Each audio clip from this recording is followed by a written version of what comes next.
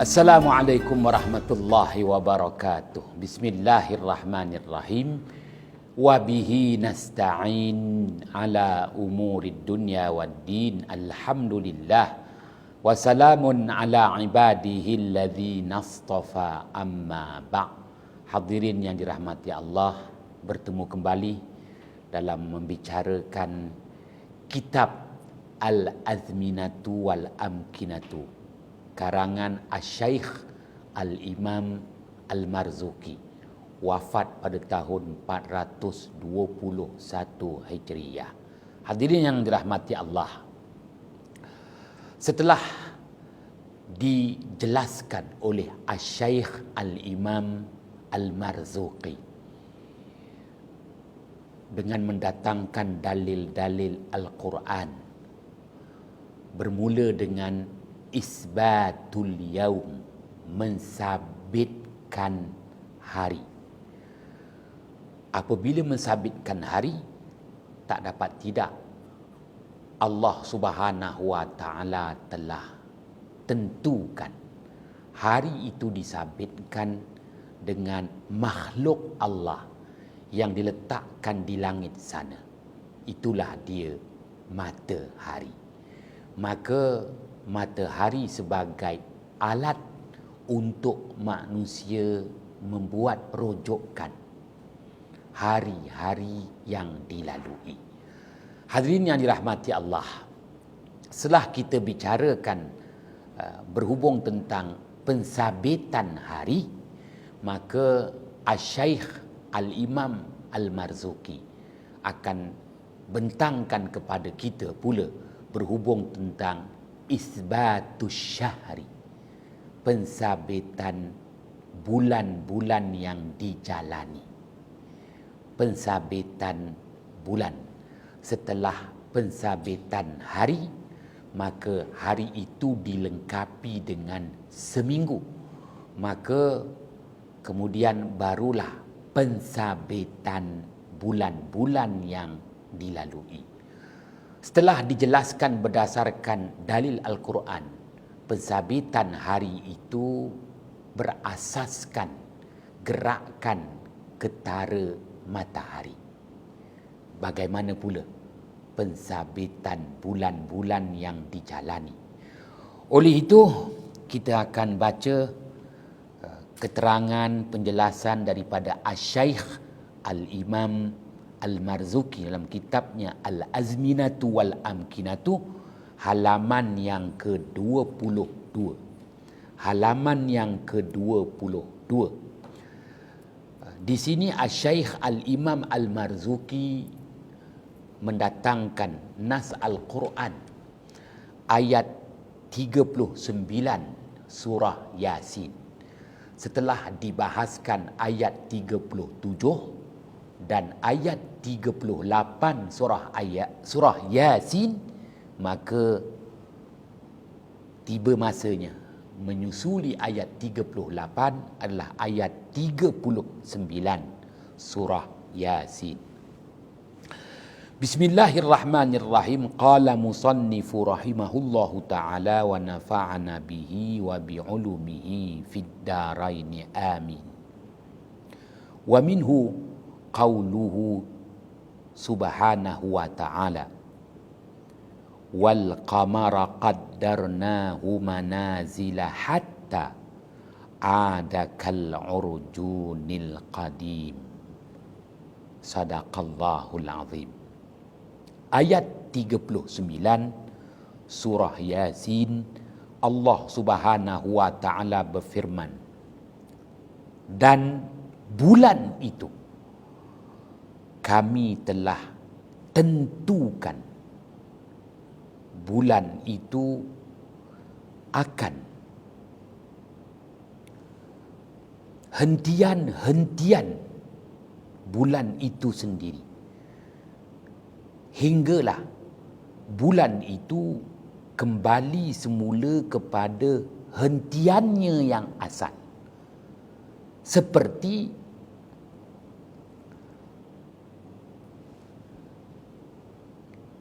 tandan, yakni batang tandan pepohonan korma yang kering dan membengkok.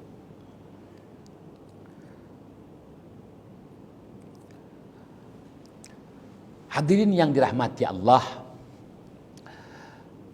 Asy-Syaikh Al-Imam Al-Marzuki wafat pada tahun 421 Hijriah.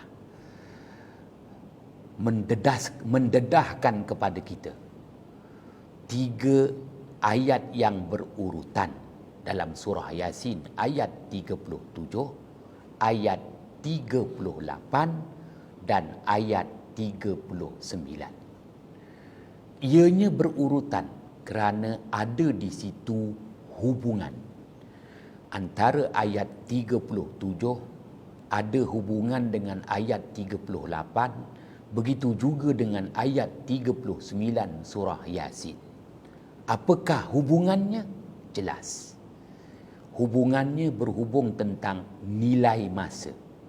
Masa, waktu merupakan peluang yang Allah berikan kepada umat manusia yang menjalani hidup di muka bumi ini. Maka ianya memberi keterangan kepada kita ayat 37 surah Yasin, pensabitan hari. Ayat 38 surah Yasin berhubung tentang kedudukan hari, dan ayat 39 surah Yasin tak lain tak bukan pensabitan bulan itu sendiri. Maka kita akan teruskan lagi dengan membaca keterangan-keterangan yang diberikan oleh Asy-Syaikh Al-Imam Al-Marzuki dalam kitabnya Al-Azminatu Wal-Amkinatu halaman 22. Qala musannifu rahimahullahu ta'ala wa nafa'ana bihi wa bi'ulumihi fid daraini amin. Udul azqi allazi tusamma al-kibasah tarkabuhu asyamarikh misluhu al-akthul wal-azkul min al-azqi fa iza jaffa wa qadama daqqa wa saghara wahina izin yushabbihul hilalu fi awali syahri wa akhirihi. Artinya, Asy-Syaikh Al-Imam Al-Marzuki menjelaskan yang dimaksudkan dengan firman Allah ayat 39 surah Yasin merujuk kepada Al-Urjun. Al-Urjun itu merupakan batang tandan bagi pokok korma. Batang tandan bagi pokok korma, yang mana batang tandan ini diberikan nama khas yang disebut dalam bahasa Arab Al-Kibasah. Dan batang tandan yang diberi nama Al-Kibasah ini keadaannya itu tersusun erat dengan mayang-mayang yang disitulah akan bercambahnya bunga yang akhirnya membentuk buah korma itu sendiri. Seperti buah korma yang bergantungan pada tandannya. Maka apabila batang tandan pepohonan korma itu kering dan semakin tua, nescaya batang tandan itu akan mengecut dan mengecil.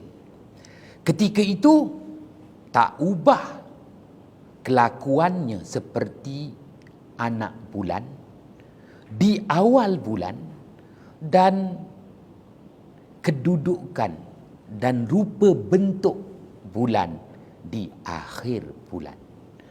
Menjelaskan bahawa rupa bentuk anak bulan di awal bulan hampir serupa dengan rupa bentuk bulan di akhir bulan.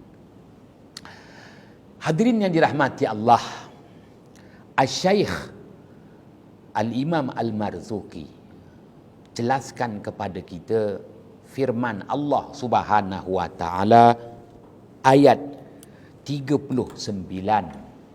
surah Yasin untuk kita mensabitkan bulan-bulan yang kita lalui, maka Allah Subhanahu wa taala telah tetapkan sekali lagi jasad langit. Apabila mensabitkan hari, Allah Ta'ala tetapkan jasad langit yang paling besar saiznya pada penglihatan mata kasar kita, iaitu matahari. Kali ini Allah Subhanahu wa taala tetapkan bulan sebagai rujukan untuk bulan-bulan yang kita jalani kehidupan di muka bumi ini. Ya, bulan merupakan jasad langit yang mata kasar kita menilai bulan adalah kecil sedikit berbanding dengan matahari. Maka untuk mensabitkan bulan-bulan yang kita jalani, Allah Ta'ala telah tetapkan hendaklah merujuk kepada gerakan ketara bulan. Gerakan ketara bulan. Maka untuk memahami gerakan ketara bulan, Allah Subhanahu wa taala menghendaki agar kita membuat pemerhatian dan perhitungan kepada manzilah-manzilah bulan. Apa itu manzilah? Manzilah membawa erti hentian-hentian. Ya, kalau bas ada perhentiannya. Begitu juga bulan ada perhentiannya. Teksi ada hentian teksi. Bulan juga ada hentian bulan. Yang kita faham apabila sebut hentian bas, di situlah bas akan berhenti, menamatkan perjalanan dan memulakan perjalanan. Hentian teksi, di situlah teksi menamatkan perjalanan dan memulakan perjalanan. Hentian bulan, di situlah bulan menamatkan perjalanan dan bulan meneruskan perjalanan.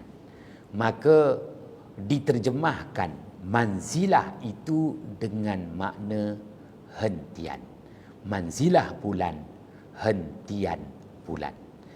Hadirin yang dirahmati Allah, Asy-Syaikh Al-Imam Al-Marzuqi jelaskan kepada kita, apabila kita mula memahami berhubung tentang hentian bulan, maka untuk memahami tentang hentian-hentian bulan ini, Allah Subhanahu wa taala menghendaki agar umat manusia amnya, masyarakat Arab khasnya, merujuk kepada keadaan batang tandan pepohonan kurma. Batang tandan pepohonan kurma. Apabila kita memahami hal ehwal batang tandan pokok kurma, dan kita juga memahami al-ma'al, dapatan perolehan daripada batang tandan pokok kurma, maka kita akan memahami dan mampu membuat hitungan kepada hentian-hentian bulan, iaitu manzilah bulan. Bagi masyarakat Arab yang cukup selesa, dan itulah sumber mata pencarian hidup mereka, pepohonan kurma, hasilnya adalah buah kurma. Sebelum pokok kurma itu mengeluarkan buahnya, terlebih dahulu pokok kurma itu akan menjelmakan mayang daripada pepohonan kurma. Di celah-celah pepohonan kurma itu keluarlah yang disebut mayang buah kurma. Daripada mayang buah kurma itu, mayang itulah nanti akan mengeluarkan bunga, dan bunga menjalani tumbesaran menghasilkan buah. Pun begitu, sama ada mayang pada permulaan hinggalah bunga di pertengahan dan kemuncaknya adalah buah. Kesemuanya itu dipegang erat oleh batang yang disebut sebagai batang utama memegang buah-buah kurma. Ianya disebut sebagai batang tandan pepohonan kurma. Oleh kerana batang tandan ini merupakan bahagian yang paling utama, kerana batang tandan itulah yang memegang erat mayang, bunga dan buah, dan penentu kepada hasilnya, sama ada kesemua bunga itu akan membentuk buah, ataupun buah yang dihasilkan berguguran, atau sebaliknya buah itu masam kerana tidak cukup panas. Semua bergantung kepada batang tandan. Maka masyarakat Arab menamakan batang tandan itu dengan nama khas, Al-Kibasah. Dan tandan itu disebut dalam bahasa Arab Al-Azqu. Sama ada tandannya maupun batang tandannya, Allah Subhanahu wa taala datangkan satu kalimah khas dalam Al-Quran disebut Al-Urjun, Urjunil Qadim, yang sukar untuk diterjemahkan. Tetapi yang paling mudah untuk kita faham, Urjunil Qadim itu membawa erti batang tandan tua, yang telah dijelaskan oleh Asy-Syaikh Al-Imam Al-Marzuki bahawa apabila batang tandan semakin tua, maka batang tandan itu mengecut dan mengecil. Pada ketika itu dapat dilihat bahawa buah-buah kurma mula ranum masak. Maka nak mengetahui sama ada buah kurma sudah ranum masak atau belum, perlu merujuk kepada batang tandan yang Allah sebut dalam Al-Quran Al-Urjun, Urjunil Qadim. Hadirin yang dirahmati Allah, oleh itu Asy-Syaikh Al-Imam Al-Marzuki menjelaskan lagi maksud ayat 39 surah Yasin. Bagi memahami manzilah bulan, kita perlu memahami keadaan batang tandan pepohonan kurma. Kerana batang tandan pepohonan kurma itu akan mengalami perubahan pada detik awal pembentukan mayang dan hinggalah detik akhir buah-buah kurma itu ranum masak. Pun begitu, batang tandan tetap namanya batang Al-Kibasah, yang disebut juga dalam Al-Quran Urjun. Maka ianya menjelaskan kepada kita, apabila sebut batang tandan, ianya memberi maklumat penting untuk kita memahami berhubung tentang hal ehwal bulan itu sendiri.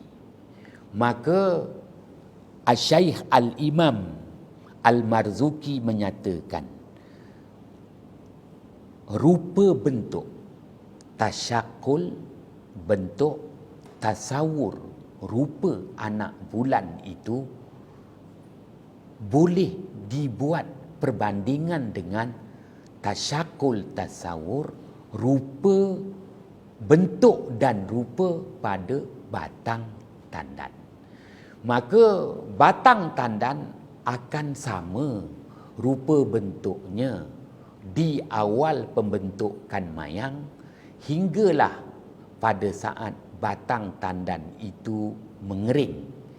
Dengan kata lain, begitulah tasyakul, bentuk, tasawur, rupa. Tinggal lagi perbezaannya yang ketara ketika peringkat awal batang tandan itu basah, ketika peringkat akhir batang tandan itu kering. Pun begitu, sama ada basah atau kering, masyarakat Arab tetap kenal itu adalah batang tandan. Rupa dan bentuknya sama. Oleh itu, memberi maklumat kepada kita bahawa peringkat awal yang disebut hilal anak bulan, rupa dan bentuknya akan sama kepada peringkat akhir yang disebut al-barra. Peringkat akhir al-barra ataupun diletakkan sebagai satu istilah khas, iaitu pada saat-saat bulan mula melengkapi pusingan mengelilingi bumi. Oleh itu, bagaimana rupa bentuk anak bulan di awal bulan, begitulah rupa bentuk bulan di akhir bulan. Maka ianya memberi keterangan kepada kita, Allah Subhanahu wa taala sediakan perkara ini bagi memudahkan manusia yang menjalani hidup di muka bumi. Cukup dengan membuat pemerhatian mata kasar, manusia sudah mengetahui sama ada sudah sempurna sebulan yang dilalui ataupun belum sempurna lagi sebulan yang dilalui. Kerana Allah Subhanahu wa taala isytiharkan pensabitan bulan-bulan yang kita lalui merujuk kepada gerakan ketara bulan. Hadirin yang dirahmati Allah, maka kita baca lagi keterangan yang diberikan oleh Asy-Syaikh Al-Imam Al-Marzuqi pada halaman yang ke-22. Wa qala Abu Ishaq Az-Zajjaj ma'na al-ayah wa qaddarna al-qamar fi manazilihi al-thamaniyah wal-ishrin wa fi ma'khadhuhi min du'i syamsi fakana fi awali matla'ihi daqiqan dha'ilan fala yazalu nuruhu yazidu hatta takamala 'inda ittisafi syahri badran وامتلاؤه من المقابلة نورا ثم أخذ في النقصان بمخالفته المحاذة وتجاوزه لها حتى عاد إلى مثل حاله الأولى من الدقة والضؤولة وذلك كله في منازله 28 لأنه ربما استتر ليلة وربما استتر ليلتين فمشابهة الهلال للعرجون في المستهل.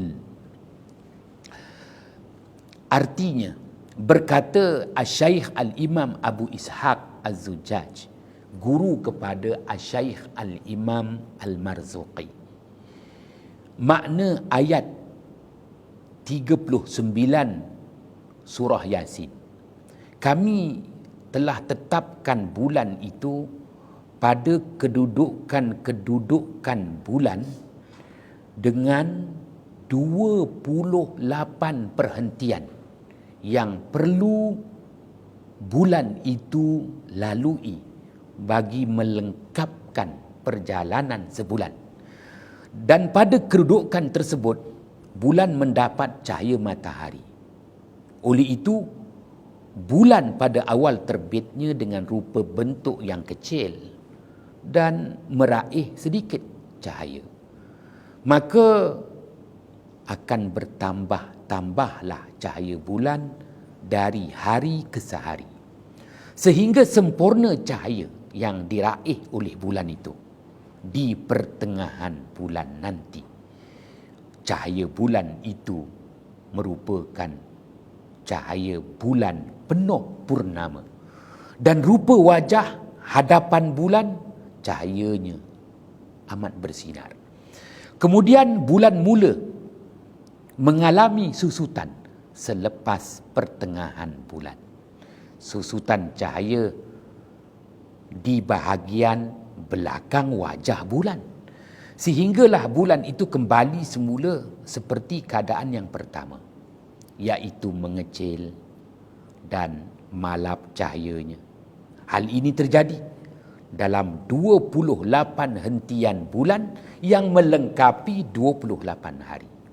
Kadang-kadang bulan tidak kelihatan satu malam, yakni pada malam 28, pada malam 29. Dan boleh juga 2 malam tak kelihatan, malam 29 dan malam 30. Maka anak bulan itu menyerupai hal ehwal batang tandan pepohonan kurma dalam rupa dan bentuknya. Wallahu a'lam bissawab.